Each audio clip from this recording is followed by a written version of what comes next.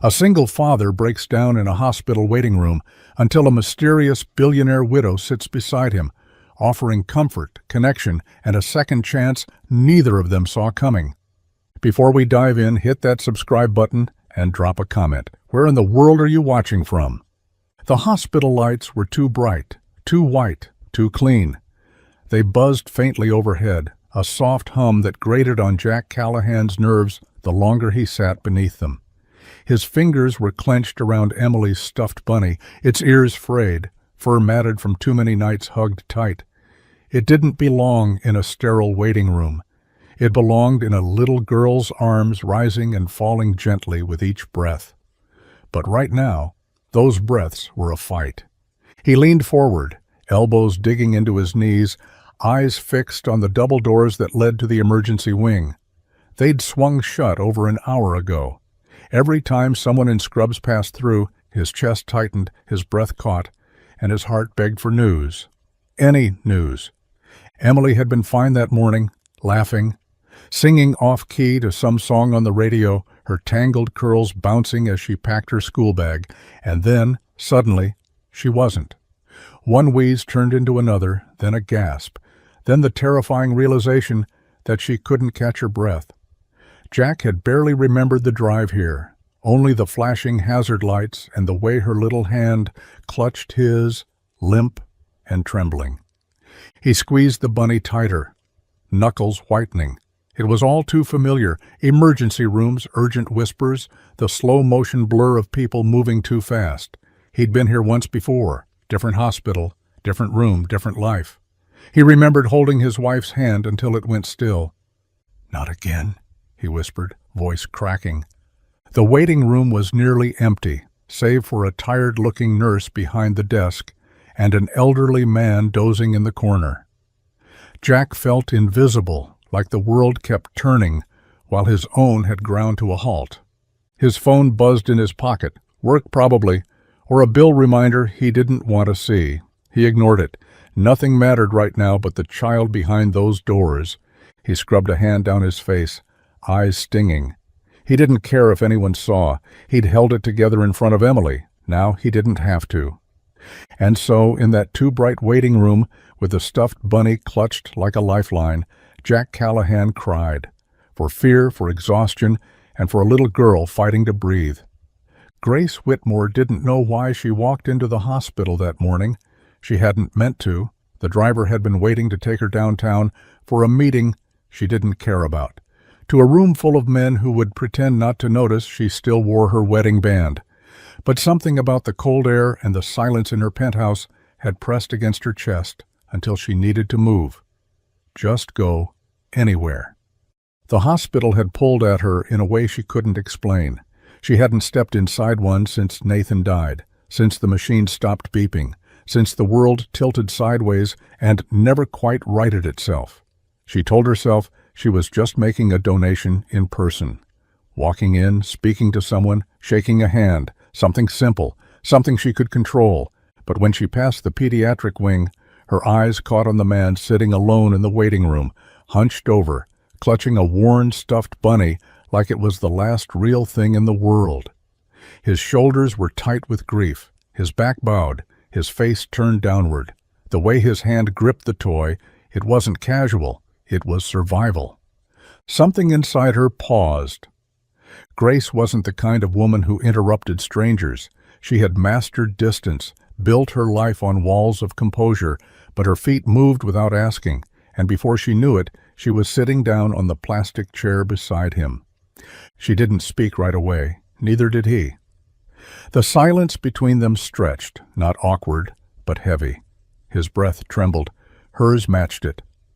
"I'm sorry," she said softly after a while. Her voice was low, sincere. "I don't know what you're going through, but I know what it's like to wait." The man looked up, just briefly. Red-rimmed eyes, unshaven jaw, shoulders too big for one man to carry alone. He didn't ask who she was or why she was there. He just nodded once. Grace didn't offer false hope or platitudes. She just sat beside him, still and quiet, a presence in a space where everything felt empty. Sometimes the smallest kindness isn't in the words you say, but in the silence you share. The coffee was stale, burnt, really. The kind that sat too long in a metal carafe and turned bitter with time. But Jack Callahan drank it anyway, more for the warmth in his hands than the taste on his tongue. The vending machine had taken his last crumpled dollar, and the styrofoam cup felt almost insulting in its fragility, like it might collapse if he held it too tight. Beside him, the woman with the calm eyes and expensive coat sipped hers like it was a ritual. Grace, she'd said her name was. Grace Whitmore. It didn't ring a bell, though something about her seemed familiar, too put together for this place, too polished for the squeaky waiting room chairs and off-white linoleum. Still, she hadn't tried to fix anything. She hadn't said, "She'll be okay," or "Everything happens for a reason." She just sat with him, offered him coffee, and didn't flinch when he wiped his eyes on his sleeve. Jack cleared his throat, voice rough from hours of silence. "You don't have to stay, you know." "I know," she said, not looking away, "but I want to." He wasn't sure what to do with that. Most people ran from grief. They crossed the street to avoid it, filled conversations with weather talk and forced laughter. But Grace, she looked at it straight on, like she recognized it. He took another sip of the bitter brew. "My daughter's name is Emily. She's 7. Asthma attack came out of nowhere." Grace nodded gently. "I'm sorry." Jack glanced at her, then down at the bunny still sitting between them. "Her mom passed away 3 years ago. I still don't really know how to do all this alone." A soft breath escaped Grace's lips. "I lost my husband last year," she said, her voice like glass, clear and delicate. "And I still wake up expecting to hear him making coffee." Something shifted between them then, not something big or loud, just a small click, like a puzzle piece finding its place. They didn't say much after that. They didn't need to. 2 people, 2 coffees, and a quiet understanding that, in this strange, in-between moment, neither of them had to carry everything alone. A nurse emerged from behind the double doors, her scrubs wrinkled and shoes scuffed with the wear of too many hours on her feet. Jack shot to his feet before she even said his name, the half-empty coffee cup falling to the floor, forgotten. "Jack Callahan?" she asked gently, already seeing the desperation in his eyes. He nodded, heart thundering against his ribs. "She's stable," the nurse said with a soft smile. "Her breathing's under control. The medication worked, and she's resting now." For a moment, Jack just stood there, frozen in place, like the words hadn't landed. Then he blinked, once, twice, and the breath that left his chest came out shaky, broken. He staggered back a step and dropped into the chair, burying his face in his hands. The sound he made wasn't loud, but it cracked something in the quiet space. It was relief, raw and trembling and messy. His shoulders shook as he exhaled everything he'd been holding in for the last few hours, maybe the last few years. Across the room, Grace watched from her seat, her fingers still wrapped around the cooling cup in her lap. She hadn't meant to stay this long, but something about Jack's fierce love had rooted her in place. The way he clung to a child's stuffed toy like it was armor. The way he spoke about Emily, not as a responsibility, but as his whole world. Now, watching him fall apart in the wake of good news, something pulled at her chest. Not pity, not sympathy, something deeper. Recognition, maybe, the kind that comes when you see someone loved so deeply it terrifies them. Grace stood quietly, walked a few steps closer, but didn't interrupt. She just sat nearby, letting him have his moment, knowing better than to speak into it. Jack wiped his face, dragging his palm across red eyes. He didn't look at her, not yet. But she could see the change in his posture, a little straighter, a little lighter. Still worn, still weathered, but no longer hollow. In the space between heartbreak and healing, Grace saw something rare. A man holding on to love like it was the only thing that mattered. And, for the first time in a long while, she wondered what it might feel like to reach for it again. By the time Jack returned from Emily's room, the waiting area had emptied out. The nurse at the desk gave him a kind smile and a nod, but the chair where Grace had been sitting, just beside his, was now vacant. No half-finished coffee, no trace of perfume lingering in the air, just the faint echo of her presence, like a song that had ended too soon. He stood there for a second, unsure why the emptiness felt so heavy. Maybe it was because she'd said so little, but somehow made him feel more seen than anyone had in years. Maybe it was because when he'd been breaking, she hadn't turned away. She didn't try to fix him or rush him past the pain. She just sat still, like she understood it.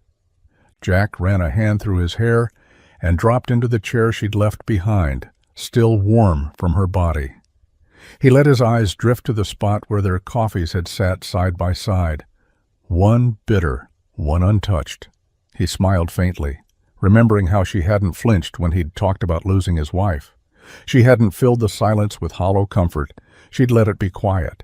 And somehow, in that quiet, she'd given him more than anyone had in years. He realized he didn't even know her last name, just Grace. A woman with tired eyes and a voice like still water.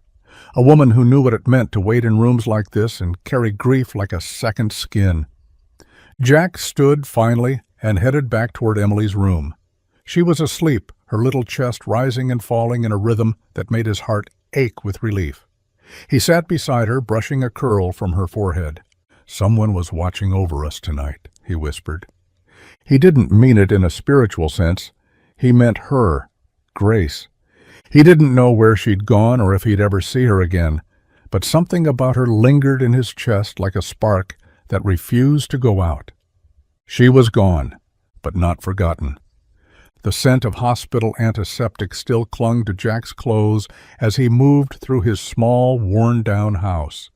He hadn't really slept since bringing Emily home, just existed in a daze of gratitude and exhaustion. The doctor had said she was in the clear, for now. But there was always a but with asthma. Medication schedules, follow-ups, triggers to avoid, an inhaler on every surface. He carried the weight of it like a second job. Morning came too fast. The sun rose over the cracked pavement outside, turning frost to steam. Emily, still pale but chipper, sat at the kitchen table drawing something with purple markers while Jack stood over a pile of unopened bills, each envelope demanding more than he could afford to give. The water bill was late. The electricity bill was next. And then the hospital invoice would come like a tidal wave. He rubbed his temples, closing his eyes for just a second longer than a blink. His mechanic job at Harris Auto barely covered food and rent. There was no overtime left to pick up, and side jobs were drying up with the weather. "You okay, Daddy?" Emily asked softly. He looked up and forced a smile. "Yeah, Em, just thinking about grown-up stuff." She nodded solemnly, as if she understood. Maybe she did, more than she should. Later that day, Jack stood under the hood of a battered pickup at the shop, wrench in hand, but thoughts elsewhere. Grace kept slipping into his mind, uninvited, but not unwelcome. The way she had listened without flinching, the quiet steadiness in her eyes. He hadn't seen her leave. She hadn't said goodbye. But somehow she'd left a mark that hadn't faded. He didn't even know her full name. There was something about her, though, something that didn't fit the waiting room. Her coat had looked expensive, her voice polished, not rehearsed, but refined. She wasn't from around here, that much he knew.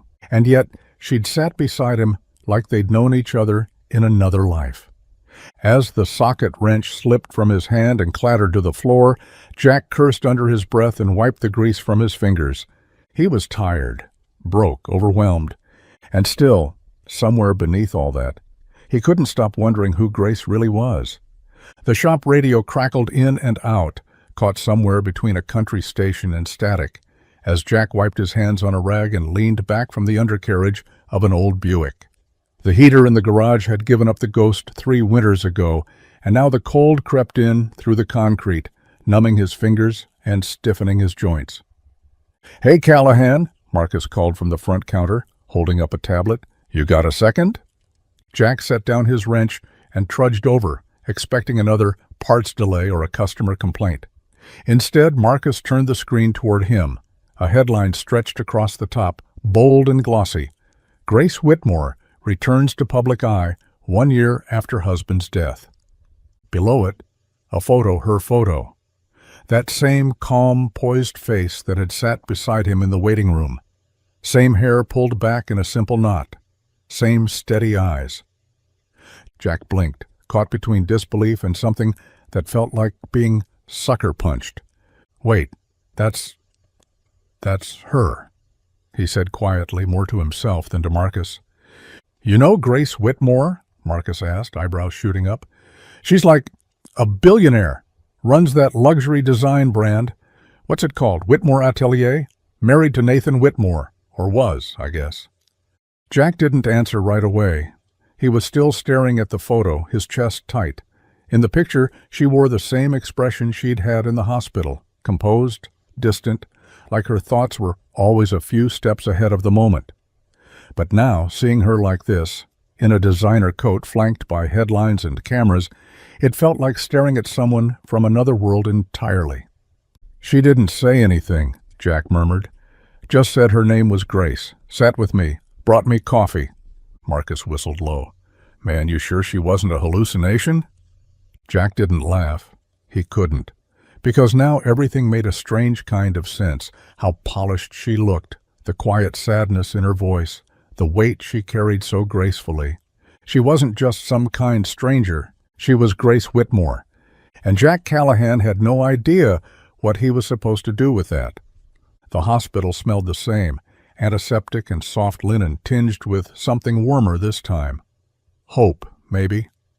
Grace stepped through the glass doors with careful steps, her heels muffled against the polished floor.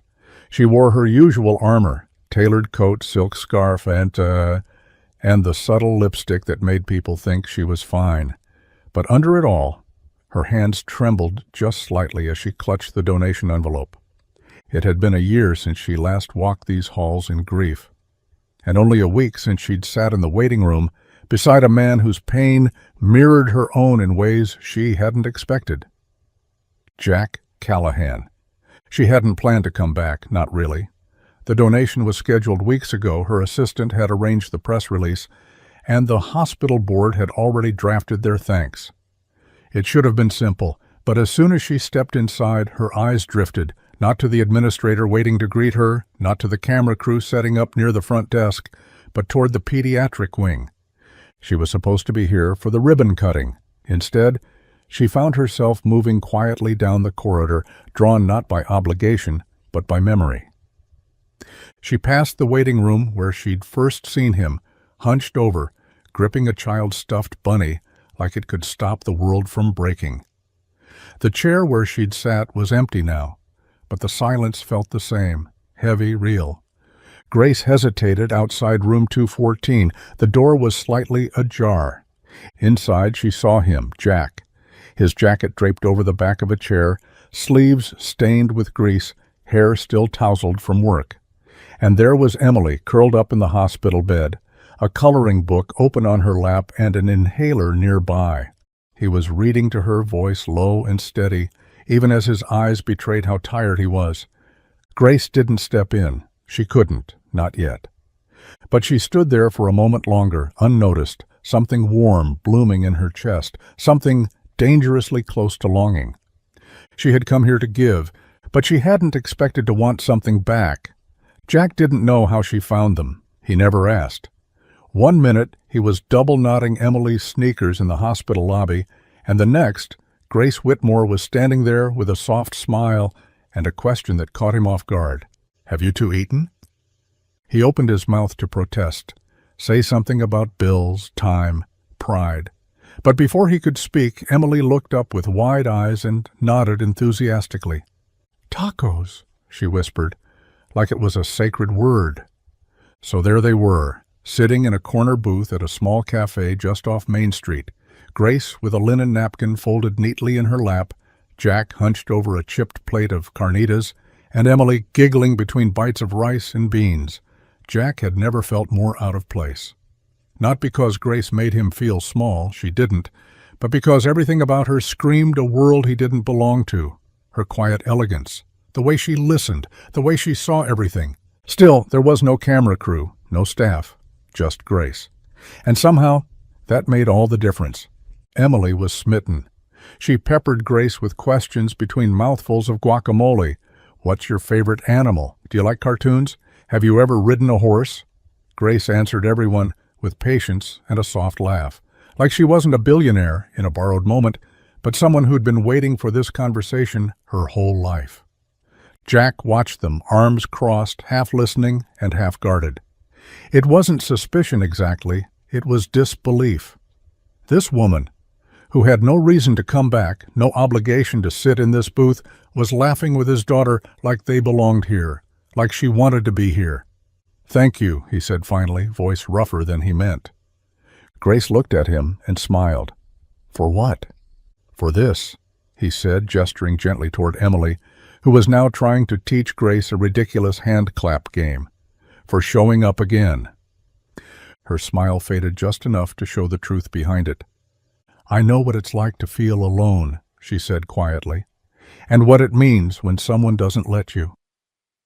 Jack didn't have an answer to that, but as Emily reached over and tugged his sleeve, beaming with nacho-stained lips, he felt something ease inside him, something warm, something unfamiliar. Maybe this wasn't just a meal. Maybe it was the start of something more. The cough started in the middle of the night, a soft, rasping sound that pulled Jack from sleep like a fire alarm.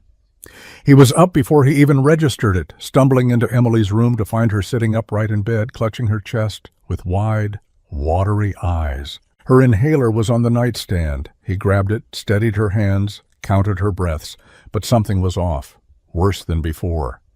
The wheezing didn't fade like it usually did. Her small body trembled with each labored inhale. Jack didn't waste time. Within minutes, they were in the car, the heater blasting against the early morning frost as he tore through town toward the hospital again, heart pounding louder than the engine.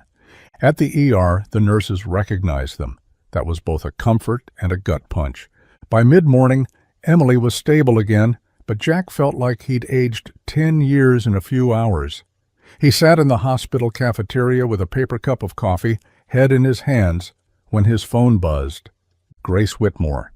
He hadn't saved the number. He didn't need to. Her name lit up his screen like something out of place. He hesitated, then answered.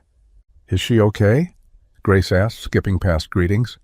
"Yeah," Jack said, rubbing a hand over his face. "Better now?" There was a pause, and then, "I have a car nearby. Let me send it for you both. You shouldn't have to worry about getting home right now." He exhaled slowly. "That's kind of you, but—" "Jack," her voice was calm but firm, "let me help." Silence stretched between them. He hated how tired he was, how much the offer made sense, how badly he didn't want to say yes, and how much he needed to. He closed his eyes. "All right, just this once." An hour later, a sleek black sedan pulled into the hospital pickup lane. The driver stepped out, called him by name, held the door open like they were royalty.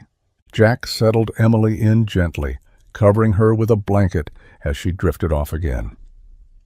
Sitting beside her in that impossibly smooth car, Jack stared out the tinted window, jaw tight. He didn't like relying on anyone, but something about Grace's quiet insistence didn't feel like charity. It felt like care, and that scared him more than he wanted to admit. The fire in Grace's hearth crackled softly, casting golden light across the polished marble and high ceilings of the penthouse. Outside, the city blinked below them, distant, alive, and somehow entirely unreachable.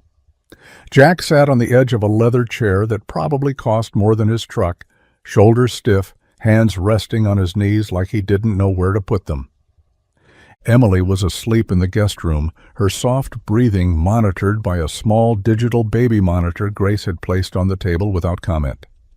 Jack had tried to refuse the overnight stay, but she had looked at him and said, "She's safe here. Let her rest." And he had no fight left. Now they sat across from each other, cups of tea cooling between them. "This place is—" Jack began, gesturing vaguely. It's like something out of a movie. Grace smiled faintly. It doesn't feel like it. He looked at her, eyebrows raised. She folded her hands in her lap, staring into the fire. It used to feel full. Nathan, my husband. He filled up a room just by being in it. He could make a penthouse feel like a cottage. Now. She trailed off, eyes unfocused. It echoes. Jack nodded slowly. I know that sound. Grace turned to him. You lost someone too. My wife, he said softly. 3 years ago. Car accident. She was coming back from the grocery store. I was home with Emily. We'd just run out of peanut butter. Grace's lips parted. A breath caught on sympathy. But she didn't speak. She let him keep going. She was bright, always had something to say, laughed too loud. She'd dance in the kitchen with Emily every Saturday morning, whether there was music or not.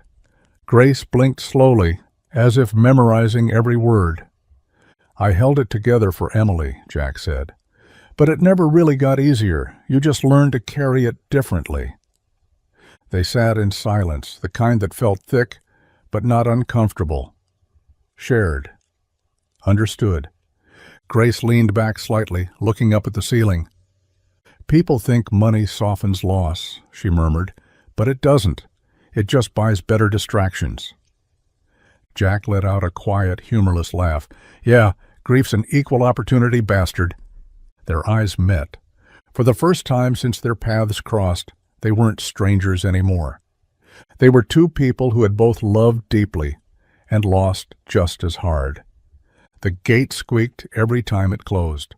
Not a small, ignorable sound, but a long, metallic wail that echoed through the manicured gardens of Grace's estate, like something out of a haunted house.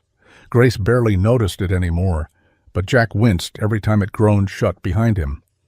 I can fix that, he said one morning, standing at the edge of the gravel driveway with his hands in his jacket pockets. Grace tilted her head. It's just a gate, he shrugged. Even the small things get loud if you let them go too long. There was a pause, then a smile tugged at her lips. All right, Mr. Callahan, show me what you've got. She watched from the steps as he went to work, shoulders hunched, sleeves rolled, toolbox open beside him. It was strange, seeing someone so capable in a place where everything was usually done by silent staff and invoices. Jack didn't wait for approval. He just moved with purpose, the kind that came from years of doing what needed to be done without asking. You always carry tools with you? She called. He grinned without looking up. You don't? That made her laugh, an honest, easy sound that surprised even her. It wasn't just the gate. Soon it was the loose hinge on the sunroom door. Then the rattling in the laundry chute. Grace would mention something offhandedly, and Jack would nod, file it away, show up the next day with the right part in hand. It was never transactional. He didn't take payment, just coffee, conversation, the occasional sandwich.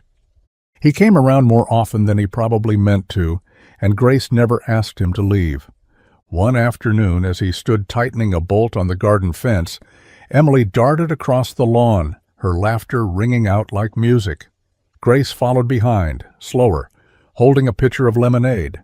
She handed Jack a glass, brushing her hand against his for a moment too long. You keep this up, she said softly, and I'm going to start breaking things just to see you fix them. Jack chuckled, taking a sip, eyes lingering on her.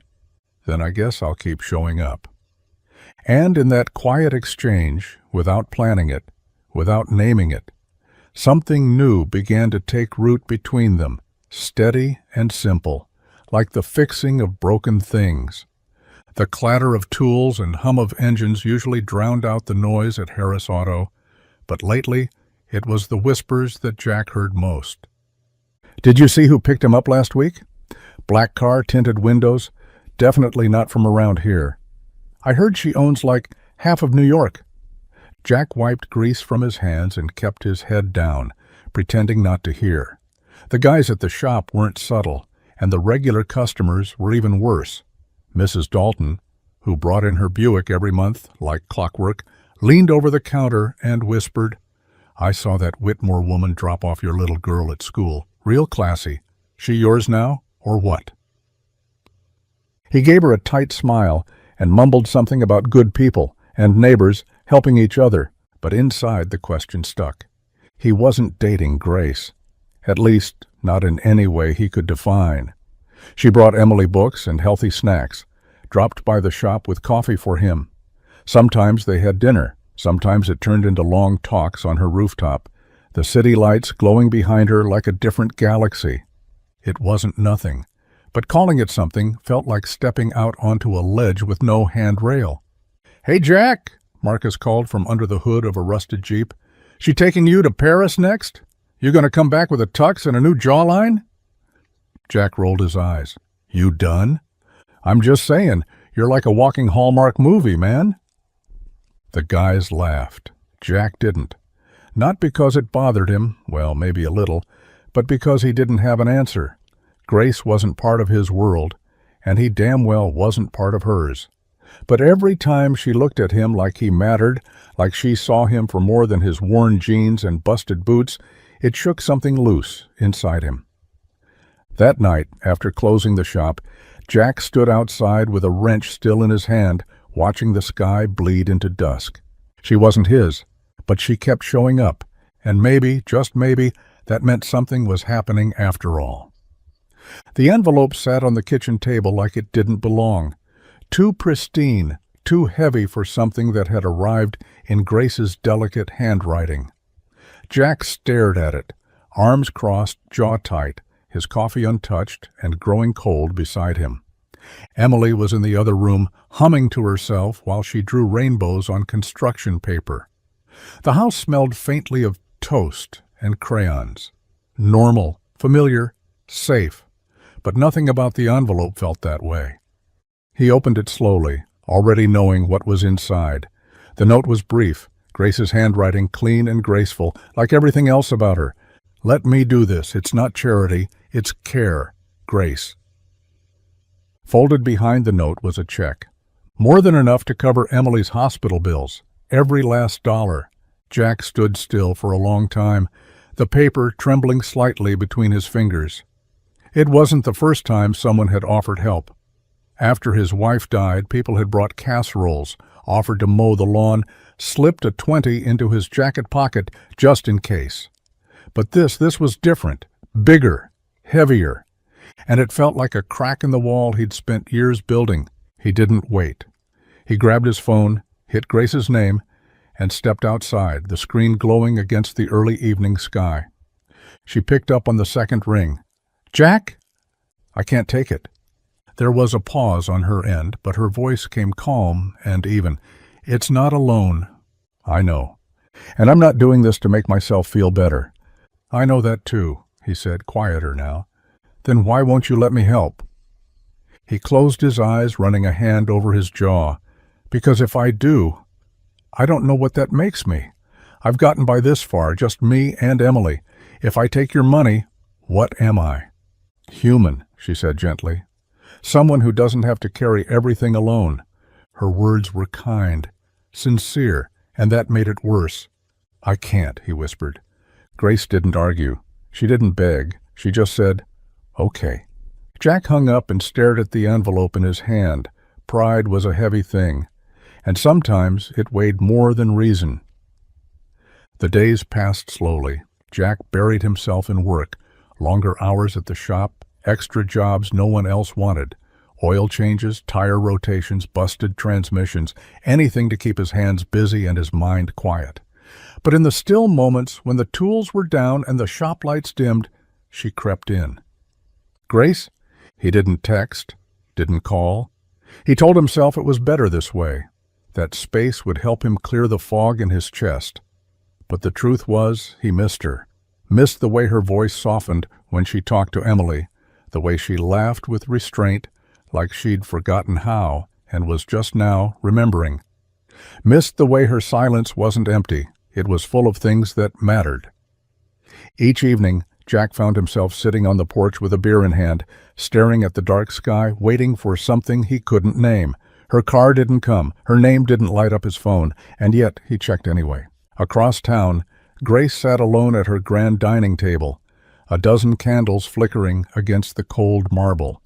The food tasted bland, untouched. Her assistant had scheduled a week full of meetings, interviews, business dinners, things that used to matter once. But every room felt hollow. The penthouse was too quiet again, even with the city alive outside the windows. She hadn't realized how much Jack's rough edges had softened her days, how Emily's small voice had filled the spaces grief had carved out. She'd made the mistake of caring, and now, with no messages, no visits, and no explanations, she didn't know how to undo it. Was it the money? The offer? Had she crossed a line too finely drawn? She didn't know how to chase someone who was used to standing alone. And Jack didn't know how to let someone reach for him without feeling like he owed the world. So they didn't call, didn't speak. And in the silence between them, something fragile trembled, waiting, wondering, aching to be named. The snow had come early that year, thick and quiet, blanketing the town in white like someone had gently pressed pause on the world. Jack stood at the window, coffee mug in hand, watching Emily in the front yard, bundled in 3 layers too many, her tiny figure barely visible beneath a puffed-up pink coat and hat. She trudged through the snow like a determined explorer, stomping patterns into the untouched drifts. Her boots were too small. He'd noticed the week before, but new ones weren't in the budget yet. He'd told her to double up on socks. She hadn't complained. He took a sip of his coffee and sighed, rubbing the back of his neck. It had been a week since he'd seen Grace, 7 long, quiet days that stretched wider with each sunrise. He'd told himself it was the right thing to put space between them, but space, it turned out, was lonely. Then a sleek black SUV turned slowly onto his street, tires crunching over snow. Jack froze. He didn't need to see the driver to know. The engine cut off, and Grace stepped out, carefully balancing 2 cups in one gloved hand and a large paper bag in the other. She was wrapped in a dark wool coat, snowflakes gathering in her hair as she made her way up the walk.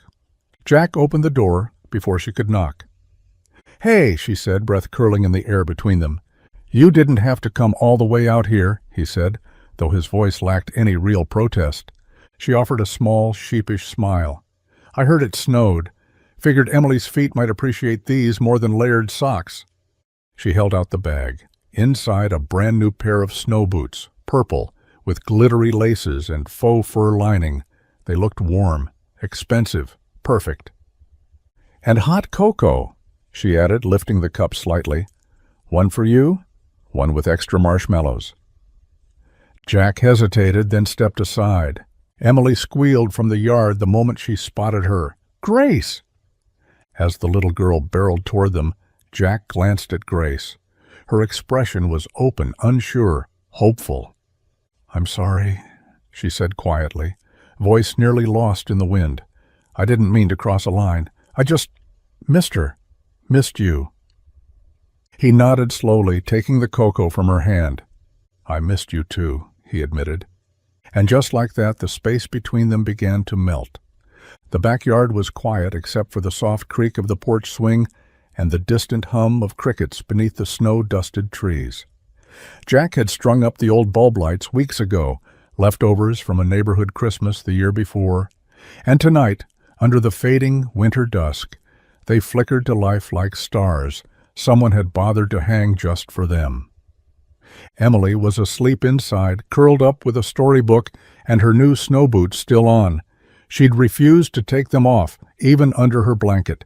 Jack had carried her to bed with a smile tugging at his mouth, heart fuller than he remembered it being in a long time. Grace stood at the edge of the porch, hands tucked into the pockets of her coat, eyes lifted to the glow of the lights overhead. She looked peaceful in the cold, her breath rising in soft clouds, her features relaxed in a way they rarely were in the city. "I like it out here," she said quietly. Jack leaned against the railing, watching her instead of the sky. "It's not much." "It's honest," she replied, turning to meet his gaze. "That's more than most places." There was music playing faintly from the old radio in the kitchen, some slow tune Jack couldn't name, something with a gentle rhythm and a voice like smoke. It drifted out the open window and settled around them like the snow. He stepped forward, tentative. "May I?" Grace raised an eyebrow, but her smile gave her away. "You're asking me to dance?" Jack shrugged. "We've done coffee, cocoa, crisis. Figure we're overdue for something simple." She didn't hesitate long. With gloved hands and quiet laughter, she took his. He pulled her close, and they moved slowly beneath the backyard lights, the snow a soft crunch beneath their feet. There were no grand declarations, no promises whispered into the cold air. Just two people swaying in the quiet, her cheek resting gently against his shoulder, his hands steady on her waist. The space between them was gone now, filled not with words, but with presence. And for the first time in a long time, that was enough. The past had a way of showing up when you least expected it, uninvited, unwelcome, and impossible to ignore. Grace sat at the long mahogany table in the Whitmore Foundation boardroom, the polished surface reflecting her composed expression as her late husband's sister, Veronica, pursed her lips and folded her arms across her designer blazer. "I saw the photos," Veronica said flatly. "You, him, the child. What are you doing, Grace?" Grace kept her voice calm, even, as always. His name is Jack, and her name is Emily." Veronica let out a sharp, humorless laugh. "So now you're playing house in the suburbs? With a mechanic?" "It's not a game," Grace replied, "and I don't owe you an explanation." "But you do owe the foundation one," Veronica shot back. "You're still the public face of this family. Whitmore carries weight, and people notice when you start spending time with people like him." Grace didn't flinch. People like him are why the foundation exists. But later, in the quiet of her car, the words echoed. People like him. As if Jack was some project, as if what they were building could be dismissed so easily. She hated how familiar the feeling was, being measured by what people expected instead of who she was. Across town, Jack wasn't faring much better. He sat at the kitchen table of his late wife's parents, staring into a mug of lukewarm coffee while Susan, his mother-in-law, stared at him the way she had since their daughter's funeral. Sad, searching, and slightly disappointed. "She's beautiful," Susan said, carefully neutral, "but she's not Anna." Jack nodded slowly. "I know. And you hardly know her. What do you really think this is?" "I think," he said, "she's kind and good to Emily. And for the first time in a long time, it feels like I can breathe again." Susan didn't argue, but the silence between them held its own kind of judgment. Later, when Jack stepped out into the fading light, he felt the weight of eyes on his back. Grace's past, his own, all of it pressing in. Loving someone new didn't erase the ghosts. It just meant learning how to live with them. The office windows stretched floor to ceiling, giving way to a skyline dusted in soft winter haze. Grace stood near the glass, arms crossed, watching the clouds drift between towers like smoke with nowhere to land. Behind her, the door clicked shut with quiet finality. Elliot Kane adjusted his tie as he entered, his sharp frame silhouetted by the clean lines of the room. He didn't need to announce himself. Grace knew that sound anywhere. 15 years of late meetings, working lunches, quiet dinners. That almost felt like more. Almost. "You wanted to talk?" she said without turning. "I wanted to ask what you're doing," Elliot replied, straightforward as ever. She turned then, leaning against the window. "I assume you're not referring to the quarterly numbers?" "You know I'm not." His voice wasn't angry, just concerned, tired, laced with something quieter, something old. "You've been seen with him again," he continued. "The photos are everywhere, online, in the industry gossip circuits, and while you might not care, your board does. Investors do." Grace exhaled. "Jack isn't a scandal, Elliot. He's a person. A good one. And yet he doesn't belong in your world." She raised a brow. "Neither did Nathan when I met him. Nathan built this world with you. Jack repairs brake pads in a town with one stoplight. He doesn't know who you are." "Yes, he does," she said, her voice low now. "He knows the parts that matter." Elliot stepped closer, jaw tightening. Grace, I've stood by you. Through Nathan's death. Through the press, the pressure. I've been here. I've watched you break and rebuild. And now, you're handing your heart to a man who might not be able to carry it. There it was. Not business, not concern, not really. Love. She heard it in the quiet drop of his voice, felt it in the way his hands didn't quite unclench. I never asked you to wait, she said gently.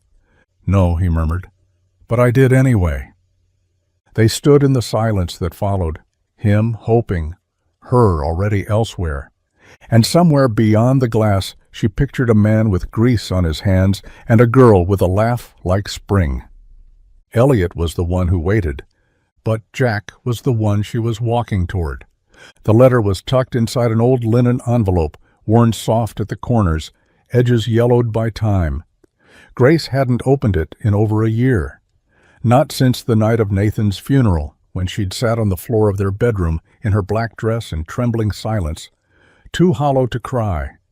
She kept it in her nightstand, beneath a stack of books she never finished and a drawer she rarely opened. But tonight, something pulled her to it. Maybe it was Elliot's words echoing in her mind, or the weight of Jack's name on her heart, unspoken but constant. Maybe it was the snow falling softly outside, the kind Nathan had always loved, quiet, clean, a world made new. Her fingers traced the familiar script on the envelope, for Grace, when you're ready. She unfolded it slowly, her breath shallow as the paper opened in her lap. My Grace, if you're reading this, it means I'm gone. And if I know you, it means you're sitting there trying to hold everything together, smiling for the world and falling apart inside. Don't, not for me. I loved you more than I ever knew how to say. You were the bright in every room, the stillness in every storm. But my leaving isn't the end of your story. It's a chapter, a painful, unfair, heart-wrenching chapter. But not the last. There will come a time when someone else makes you laugh the way I used to. Maybe slower, maybe gentler. Let them. Let someone see you, hold you, remind you what it feels like to belong. Love again, even if it breaks you, even if you think it dishonors me. It doesn't. It honors the life we built. It honors you. Don't live the rest of your life in a memory. You deserve more. All my heart always, Nathan. Tears slipped down her cheeks before she could stop them, quiet, steady, and real. She read the letter again and again until the ache in her chest stopped feeling like guilt and started feeling like release. That night, Grace didn't dream of penthouses or boardrooms or the life she used to have. She dreamt of Jack, of laughter in a small kitchen, of second chances, of love, breaking, healing, and beginning again. Jack was elbow deep in an engine when he saw her. The shop door swung open, letting in a gust of late winter wind and the click of polished boots on concrete. Grace stood in the entry, her coat cinched tight, a spark in her eyes that didn't match the cold outside. Jack wiped his hands on a rag and stepped out from under the hood, brow furrowed in confusion. "You okay?" he asked, glancing behind her as if expecting bad news. "I have an idea," she said, stepping further inside. "And before you say anything, just hear me out." Jack raised an eyebrow but nodded. "I'm listening." She took a breath. "What if I told you I wanted to build something with you, not for you, but with you, something that matters?"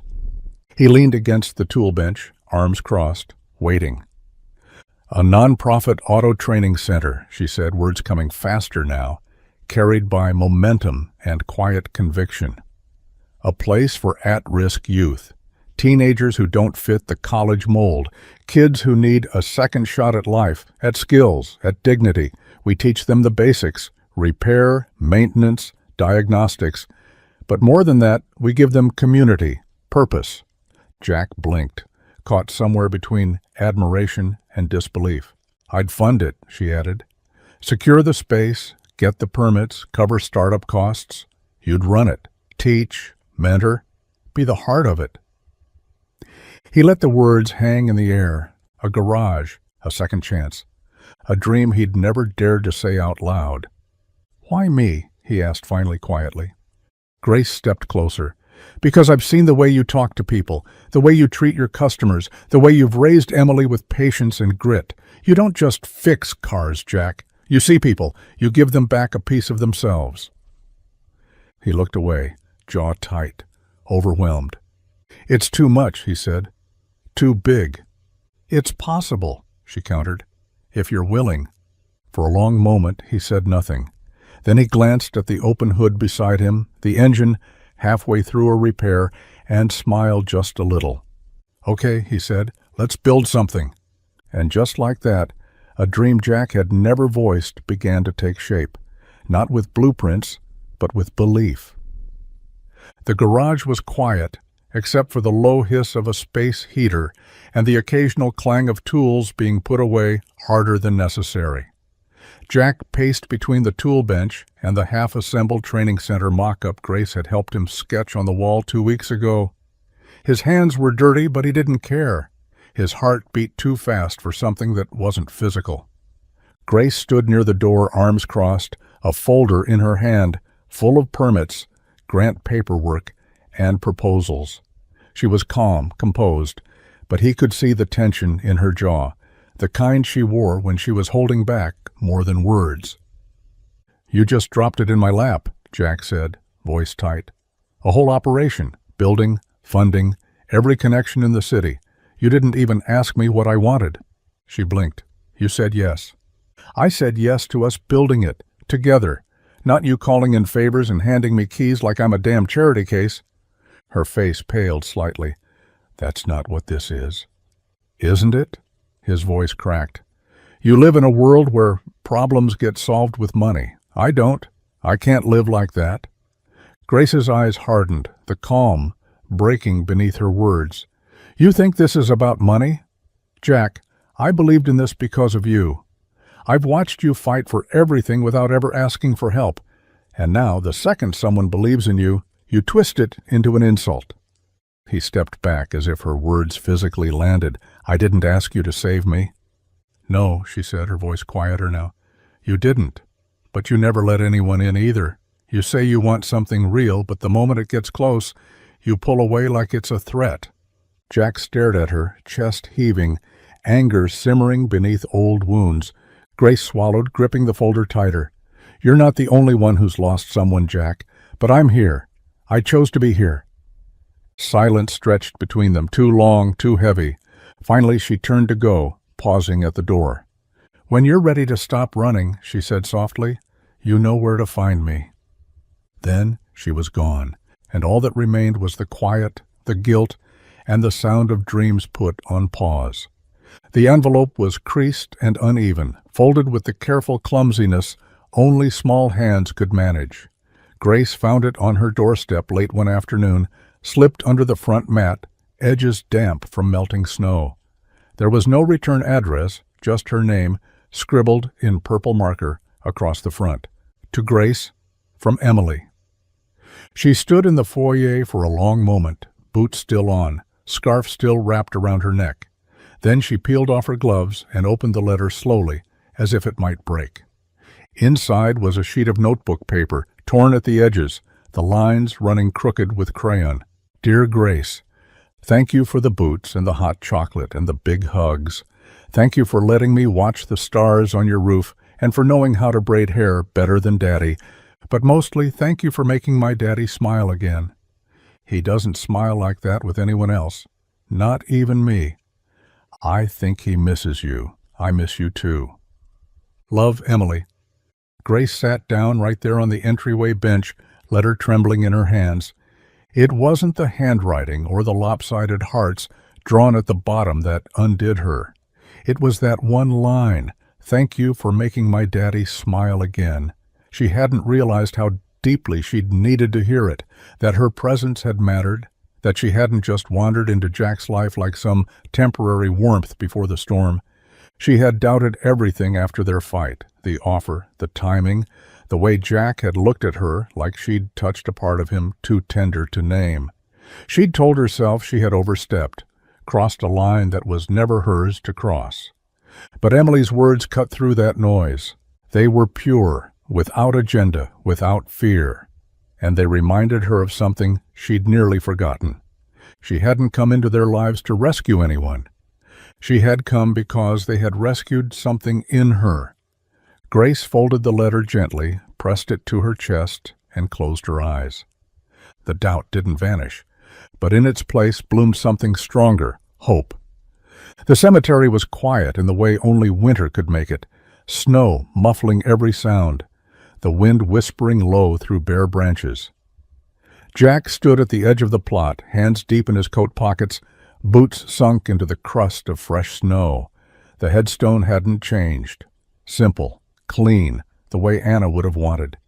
He hadn't been here in months, not because he forgot. He never forgot. But sometimes the weight of visiting made it harder, not easier. He talked to her often, just not here. Usually in the truck, or while brushing Emily's hair, or when the silence of the house felt too loud.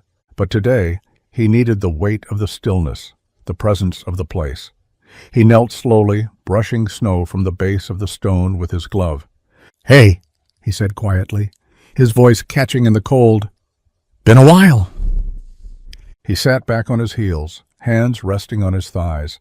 Emily's doing good, still wild, still stubborn. You'd love how she talks back now. She's got your fire. He paused, swallowed hard. "There's someone I need to tell you about." His voice dropped to a whisper, like he wasn't sure the world should hear what came next. "Her name's Grace. She's different. She's not trying to replace anything. She doesn't need to. But when she's around, the air feels lighter. And Emily, she lights up like Christmas lights when Grace walks in the room."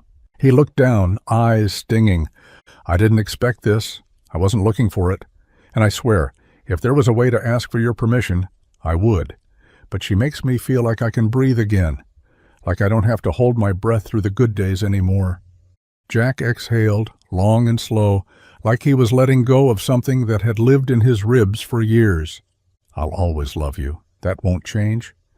But maybe there's room for something more now. Not instead of you, just next to you."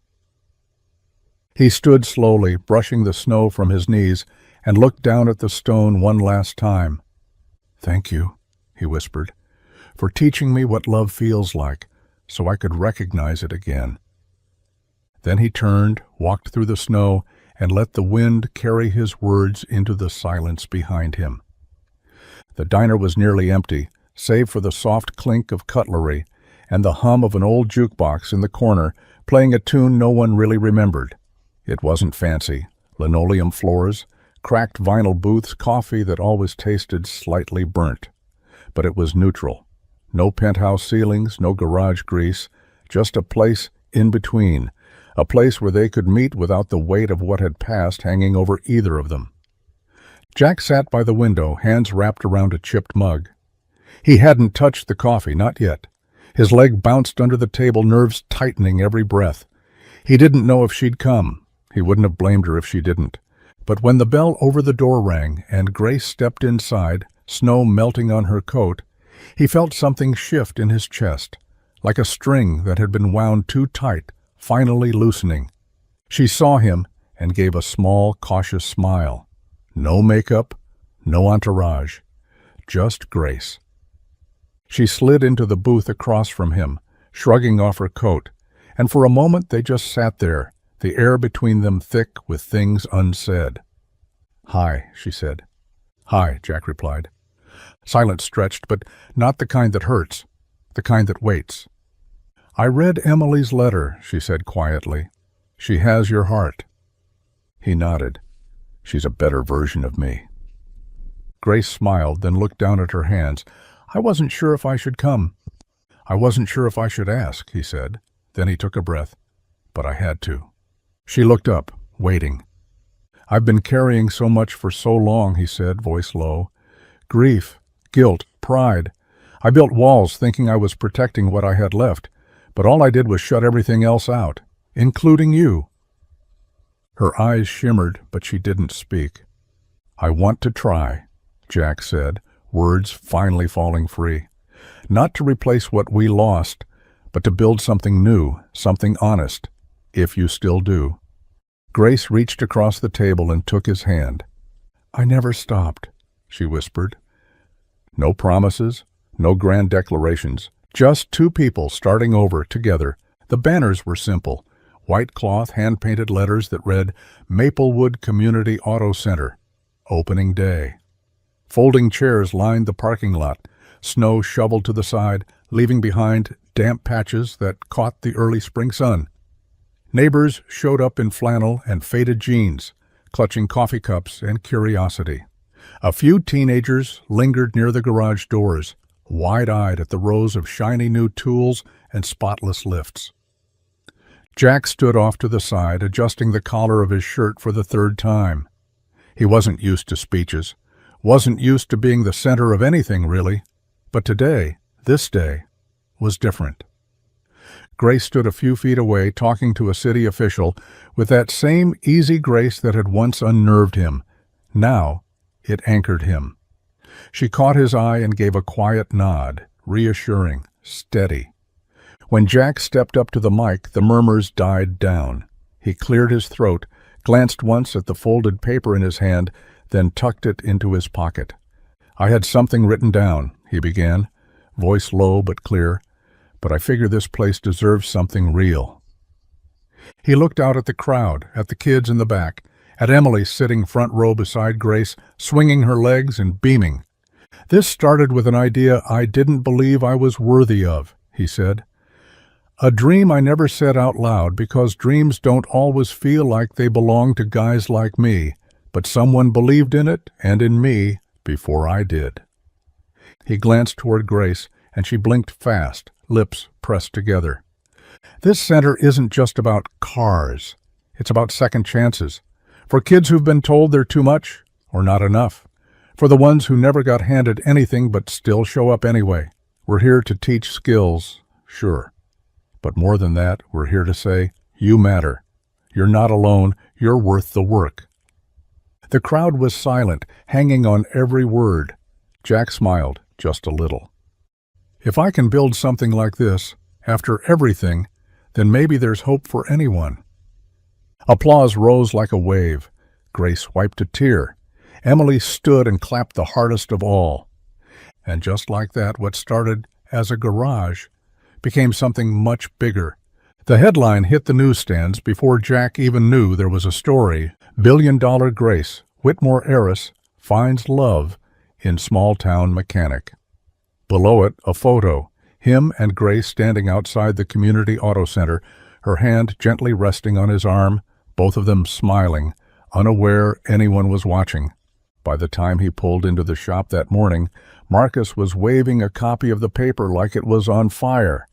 Dude, you made page 1.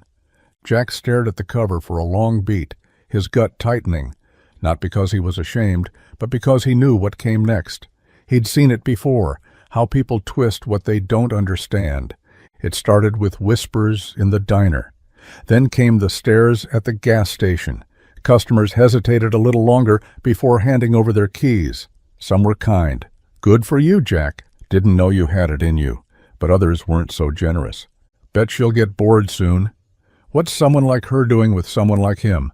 He's riding her coattails, that's all." He tried to laugh it off, shrugged when people asked if it was true, ignored the looks that followed him like shadows. But by midweek, it wore him down. He found Grace waiting outside the shop after closing, leaning against her car, sunglasses perched on her head, and a calm expression that didn't match the storm he felt brewing inside. "You seen it?" he asked, stepping out with grease still on his hands. She nodded. "Of course." Jack looked away. "You weren't supposed to get dragged into this." Grace stepped closer, voice firm. "I didn't get dragged. I walked in, eyes wide open." "You're a headline now," he said bitterly. "You know what they're calling me?" "I don't care what they're calling you," she said, reaching for his hand. "I care what you believe." He looked at her, jaw tight. "I believe I don't belong in your world." She smiled softly. "Then let's make a new one, together." The headlines kept coming, but Grace never flinched. And Jack, slowly, steadily, stopped apologizing for being seen. The stars were scattered thick across the sky that night, clear and sharp, like someone had dusted diamonds over deep velvet. The cold air bit at Jack's skin, but he barely noticed. They stood in the backyard of Grace's country cottage, the one she'd quietly purchased just outside of town, away from the eyes and cameras, the noise and pressure. She'd invited him for dinner, just the two of them, no agenda, no press, no expectations. Now they stood side by side beneath the string lights Jack had helped hang along the old wooden fence, their glow soft and golden in the dark. Emily had fallen asleep hours ago, tucked in with a story, and her bunny under one of Grace's old cashmere throws. Inside, the fire still crackled, but neither of them had moved to go in. Grace looked up at the sky. "Do you think people ever get tired of stars?" Jack glanced at her, half smiling. "Not the smart ones." She turned toward him, her breath visible in the cold. Her expression was open, softer than usual. There was no trace of armor tonight, no business tone, no polished walls, just Grace. The woman who had sat beside him when he was breaking. The woman who had given him room to heal and dared to stay. "I've been waiting," she said quietly, voice barely louder than the breeze. "For what?" "For you," she said. "To stop second-guessing, to see what I already do." Jack stepped closer, his hand brushing hers. "I wasn't sure I was allowed to want this." She didn't answer with words. She looked at him, really looked, and then slowly reached up, her fingers resting gently on his cheek. He leaned in, hesitant for only a heartbeat. And then they kissed, not rushed, not uncertain, but slow, sure, and full of everything they hadn't said. It was the kind of kiss that didn't ask for anything, but gave everything in return. The kind that stitched together what had been frayed. The kind that said finally, without ever speaking. When they pulled apart, the stars still shimmered above them, but something between them had changed. They were no longer waiting. It started with a cough. Jack had heard it before, too many times to count, but this one was different, deeper, tighter. Emily clutched her chest as her breathing quickened, her eyes wide with fear that mirrored his own. It was like time folded in on itself, dragging him back to that first long night in the ER. He didn't hesitate, scooped her up, coat half-zipped, keys already in hand. Grace, who'd been in the kitchen rinsing dishes from dinner, dropped everything the moment she heard Jack's voice crack. "She's not breathing right," he said, his tone sharp, too loud, not directed at her, but hitting her anyway. "I'll come with you," she offered immediately. "No," he barked. "Just no. I've got it." Grace blinked, stunned. "Jack." "I said I've got it," he snapped, already halfway out the door. The drive to the hospital was a blur of red lights and prayers whispered under his breath. He held Emily's hand in the back seat, counting her breaths, trying not to imagine what he'd do if they slowed. Again. Inside the ER, nurses moved quickly, calm but firm. Jack stood back, fists clenched, unable to do anything but watch. The same helplessness, the same fear, it flooded him like it had that night Grace first found him in the waiting room. By the time the adrenaline ebbed and Emily was resting under observation, Jack sat alone beside her bed, head in his hands. Grace came anyway, quiet, careful, her heels soft on the hospital floor. She didn't say anything at first, just stood in the doorway, watching them, watching him. He didn't look up. "You didn't need to push me away," she said gently. "Not this time." Jack's voice was hoarse. "I couldn't let you see me like that again." "I've already seen you like that," she replied, "and I stayed." He stood, not meeting her eyes. "Every time I let myself believe this is real, something happens. Something reminds me how fast it can all be taken." Grace walked to him, close but not touching. "Then don't run from it. Let me be here, for both of you." But Jack turned back to Emily, his silence loud. Trust was easy to talk about, much harder to live. The hospital room was dim, lit only by the soft blue glow of a monitor and the slow, rhythmic beep that measured Emily's breaths. She was stable now, tucked beneath a blanket patterned with cartoon stars, her chest rising and falling with the steady grace of sleep. Jack sat slouched in the chair beside her, shoulders tense, hands clasped tight between his knees. He hadn't said a word in over an hour. He thought Grace would have left by now. Most people did. After the first crisis, they offered sympathy. After the second, they offered space. And by the third, they stopped offering anything at all. But not Grace. She sat in the corner of the room, coat draped over the back of a chair, legs curled beneath her, silent and still. Her presence wasn't demanding. She didn't ask for permission to stay. She simply stayed. When a nurse came in to check Emily's vitals, Grace stood and stepped aside with a nod. When Jack rose to stretch, she handed him the coffee she'd quietly gone to fetch. Lukewarm now, but still full. When the silence became too heavy, she didn't fill it with words, just a soft look, a hand gently resting on his shoulder. At one point he finally spoke. "You don't have to be here." She looked up, calm and unwavering. "I know. I haven't exactly made this easy," he added, voice low, ashamed. "No," she agreed. "But love isn't about easy." Jack stared at her for a long moment. His chest ached, not from fear this time, but from the unfamiliar weight of someone choosing to stay, over and over again. "She's all I have," he said quietly. "You're not alone, Jack," she said. "Not anymore. And neither is she."